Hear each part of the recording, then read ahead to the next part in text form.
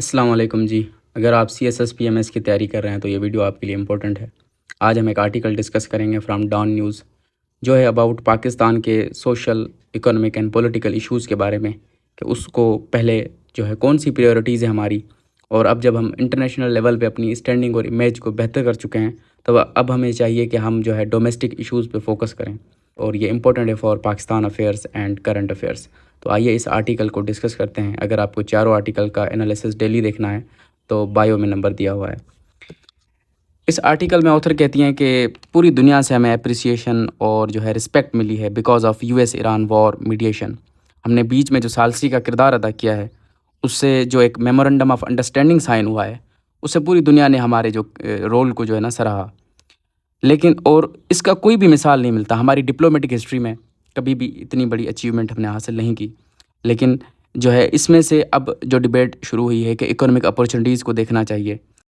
اس میں وہ کہتی ہیں کہ اکنامک اپورچونیٹیز کے بارے میں جو ہے ڈبیٹ چل رہی ہے. تو اس میں وہ کہتی ہیں کہ اکنامک اپورچونیٹیز تو ہیں ہی ہیں، لیکن جو یہ وار کے شوکس ہمارے اوپر بڑھنے تھے، جو ایران وار کی وجہ سے جو انفلیشن بڑھ رہی تھی، فیول پرائسز بڑھ رہی تھیں، انرجی کرائسس کی طرف ہم جا رہے تھے، اس سے ہم بچ گئے. یہ بھی ایک بہت بڑا فائدہ ہے. اور کچھ لوگ جو ہے اس سچویشن کو پوسٹ 9/11 سے کمپیئر کر رہے تھے کہ جیسے 9/11 کے بعد ہم US کے ایک فرنٹ لائن الائے تھے، ہم جو ہے ان کے ساتھ لڑ رہے تھے وار آن ٹیرر پہ.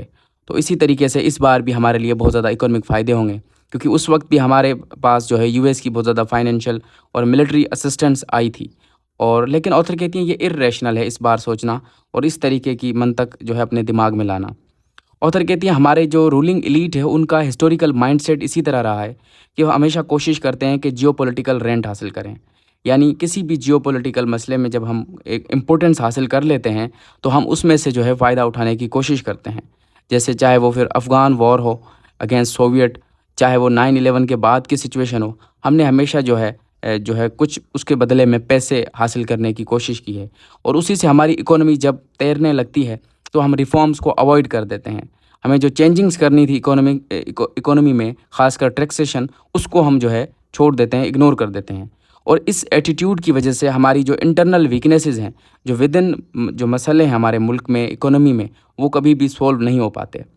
آتھر کہتی ہیں کہ ہماری جو ایک آفیشیل منسٹرز ہیں ان کی اسٹیٹمنٹ سے لگتا ہے کہ وہ کافی زیادہ جو ہے نا ایک فیلنگ ایسی میں چلے گئے ہیں کہ بہت زیادہ خوشی کی فیلنگ میں ہیں، جو کہ وہ ایسا فیل کر رہے ہیں کہ کریڈیبل ڈیسٹینیشن بن چکا ہے پاکستان فورن ڈائریکٹ انویسٹمنٹ کے لیے، کہ اب پاکستان اتنا اچھا رول پہ لے کے آئے تو دنیا بھر سے پاکستان میں انویسٹمنٹ آئے گی.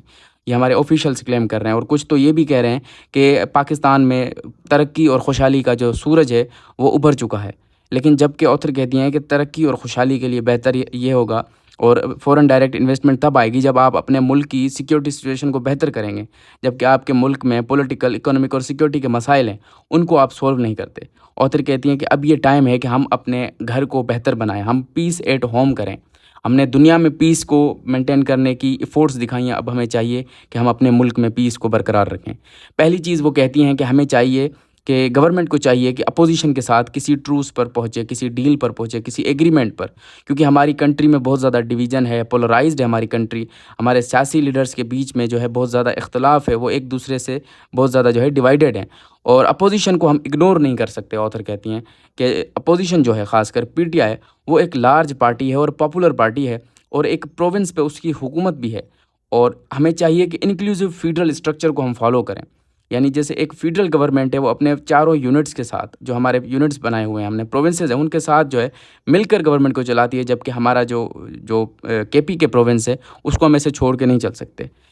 ہماری جو اسٹیٹ کی پالیسی رہی ہے، یعنی ریپریشن کی، لوگ جو PTI لیڈرز ہیں ان کو جیل میں ڈالنا، لوگوں کو لانگ سینٹنسز یعنی بڑی سزائیں دینا، یہ اتھارٹیرینزم ہے. اور ہم اتھارٹیرینزم کے طرف جا رہے ہیں. یہ جو ہائبرڈ اسٹرکچر ہم نے بنایا ہوا ہے، یہ اتھارٹیرین پالیسیز کو اپنا رہا ہے، جبکہ ہمیں ایک ٹروس کرنی چاہیے، ایک ریکونسلیشن، صلح کرنی چاہیے ود دا اپوزیشن. سیکنڈ چیز وہ کہتی ہیں کہ ہمیں چاہیے کہ فورن ڈائریکٹ انویسٹمنٹ کی خواہشات پالنے سے پہلے اپنی انٹرنل سیکیورٹی سچویشن کو بہتر کریں. KP کے اور بلوچستان میں وائلنس بڑھتا جا رہا ہے. ملٹری اور جو لا انفورسمنٹ ایجنسیز ہیں ان کی ایفورٹس کے باوجود وائلنس میں کمی نہیں آ رہی. ٹھیک ہے، 2025 کا جو ایئر تھا وہ کافی زیادہ ڈیڈلیس ایئر تھا، اور گورنمنٹ کو چاہیے کہ اپنی کاؤنٹر ٹیررزم اسٹریٹجی کو چینج کرے. صرف کائنیٹک فورس پہ یعنی صرف جو ہے آپریشنز کرنا، آرمی یوز کرنے سے مسئلہ حل نہیں ہوگا، ہمیں گورننس کو امپروو بھی کرنا پڑے گا۔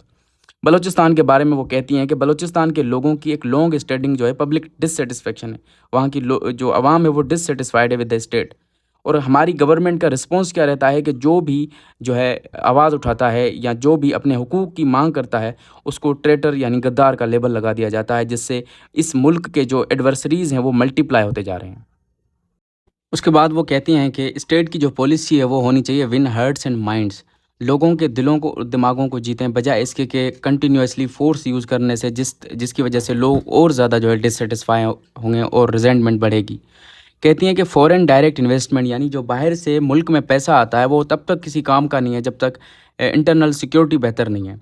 کوئی بھی آپ سوچ لیں کنٹری جو ہے، کوئی بھی ایک کمپنی جو ہے کبھی بھی اپنی انویسٹمنٹ ایٹ رسک نہیں ڈالے گی، ایسے ملک میں کبھی بھی انویسٹمنٹ نہیں لے کے آتی جہاں پہ جو ہے جو سیکیورٹی معاملات ہیں وہ تمام خراب ہوں، جہاں پہ ان کی جو انویسٹمنٹ ہے وہ رسکی ہو۔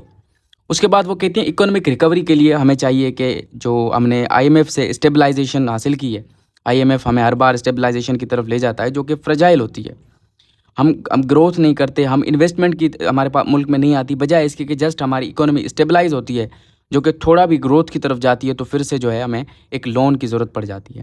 ہماری گروتھ بہت لو ہے، انویسٹمنٹ بہت کم ہے، اور ڈیپٹ ہمارا بڑھتا جا رہا ہے، ہمارا جو قرضہ ہے وہ دن بدن بڑھتا جا رہا ہے۔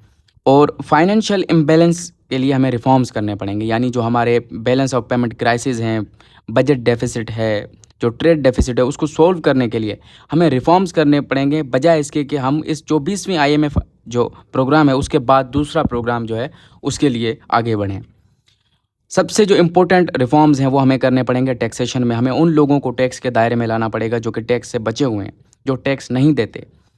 ایکسپینڈیچرز ہمیں کم کرنے پڑیں گے، آسٹیرٹی میئرس لینے پڑیں گے، اور انرجی میں ریفارمز کرنے پڑیں گے جس کی وجہ سے سرکولر ڈیپٹ بڑھ رہا ہے۔ رینیویبل انرجی کی طرف جانا پڑے گا، اور جو ہم نے آئی پی پیز کے ساتھ جو ایگریمنٹس ہیں ان کو ری نیگوشیٹ کرنا پڑے گا۔ ہماری جو لونز پہ بیل آؤٹ پہ ڈپینڈنس ہے اس پہ ہماری اکانومی چلتی رہتی ہے، فورن ڈائریکٹ انویسٹمنٹ بہت لو ہے، تو یہ چیز نہیں ہونی چاہیے۔ آخری ایشو جو وہ ڈسکس کرتی ہیں وہ یہ ہے کہ ہمیں ہیومن ویلفیئر اور ہیومن ڈیولپمنٹ کو بہتر کرنا چاہیے۔ ہمارے ملک میں جو ہے بہت ہی لٹریسی ریٹ جو ہے کم ہے، ایجوکیشن کے حالات بہت ہی برے ہیں، ہیلتھ کیئر ہمارا کرائسس میں ہے، پاورٹی دن بدن بڑھتی جا رہی ہے۔ ایجوکیشن کی بات کریں تو 23 ملین سے زیادہ بچے جو ہے آؤٹ آف اسکول ہیں۔ لرننگ پاورٹی ہے ہمارے ملک میں۔ لرننگ پاورٹی کا مطلب یہ ہے جو 10ویں گریڈ کے بچے ہیں وہ ایک سمپل ٹیکسٹ بھی پڑھ نہیں پاتے ہیں، اس کو کہتے ہیں کہ لرننگ پاورٹی، یعنی وہ پڑھے لکھے ہونے کے باوجود بھی وہ چیز پڑھ نہیں پاتے ہیں، بیکاز ہماری کوالٹی آف ایجوکیشن کافی لو ہے۔ اس کے بعد وہ کہتی ہیں کہ ہمارے پرائم منسٹر نے ایک سائمبولک اناؤنسمنٹ کی تھی، اس نے جو ہے ایجوکیشن ایمرجنسی ڈکلیئر کی تھی، لیکن اس پہ کوئی بھی جو ہے عمل درآمد نہیں ہوا، کوئی بھی چینج نہیں آیا۔ آج بھی ہمارے ملک میں جو عوام ہے 37% الٹریٹ ہے، یعنی ہمارے ملک کا جو لٹریسی ریٹ ہے اراؤنڈ 63% ہے۔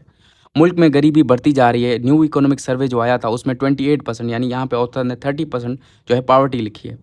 انکم ڈکلائن ہوتا جا رہا ہے، 70% جو عوام ہے اس کی جو انکم ہے اس میں جو ہے ڈکلائن آ گیا ہے، کمی آ گئی ہے، کیونکہ مہنگائی بڑھتی جاتی ہے، خرچے جو پرچیزنگ پاور ہے سلو ہو جاتا ہے، لو ہو جاتا ہے، اور انکم وہی کی وہی رہتی ہے، تو وہ اسے انکم ڈکلائن کہیں گے۔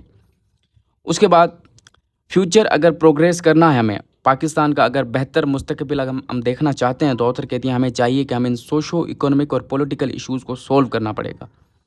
سوشو اکنامک میں جو ہے ہماری پاورٹی، ہماری جو ہے ایجوکیشن، ہیلتھ اور ہماری اکنامک ریکوری آ جاتی ہے، جبکہ پولیٹیکل ایشوز میں جو پولیٹیکل اسٹیبلٹی ہے، جو گورنمنٹ اور اپوزیشن کا ٹروس ہے وہ آ جاتا ہے۔